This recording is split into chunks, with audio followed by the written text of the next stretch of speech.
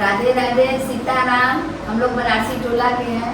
देखिए सावन का महीना है, बारिश बहुत हो रहा है और सब कुछ बह जा रहा है। उस पर हम लोग एक गीत बनाए कजरी, और आप लोग सुनिए, लाइक और शेयर जरूर करिए। सावना समझी बूझी के जल बरसा, बही गए ताल पोखरिया ना, हो बही गए ताल पोखरिया ना।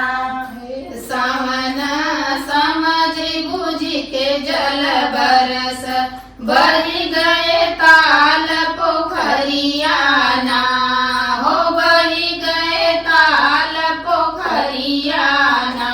टूटल राज घाट का पुल, बही गए बरना का पुल, हो बही गए बरना का पुल। बैठी के रोए भैया, बैठी के रोए, बैठी के रोए गड़रिया बेचारा, बही गए भेड़ बकरिया ना, हो बही गए भेड़ बकरिया ना।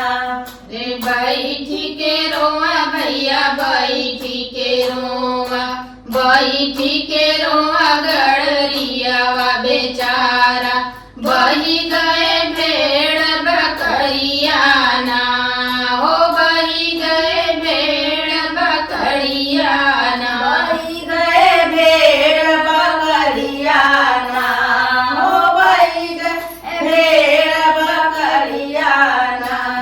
हो बही गए भेड़ बकरिया ना, हो बही गए भेड़ बकरिया ना। सावना समझ बूझ के जल बरस, बही गए ताल पोखरिया ना, हो बही गए ताल पोखरिया ना। हे सावना समझी बूझी के जल बरस, बही गए ताल पोखरिया ना, हो बही गए ताल पोखरिया ना। टूटल राज घाट का पुल, बही गए बरना का पुल, हो बही गए बरना का पुल। बैठ के रोए भैया, बैठ के रोए, बैठ के रोआ हुआ हीरा बेचारा, बही गए दूध मलैया ना, हो बही गए दूध मलैया ना।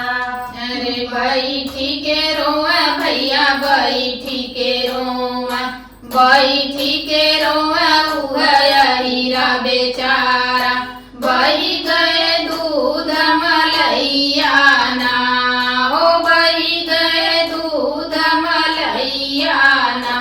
बही गए दूध मलैया ना, हो बही गए दूध मलैया ना।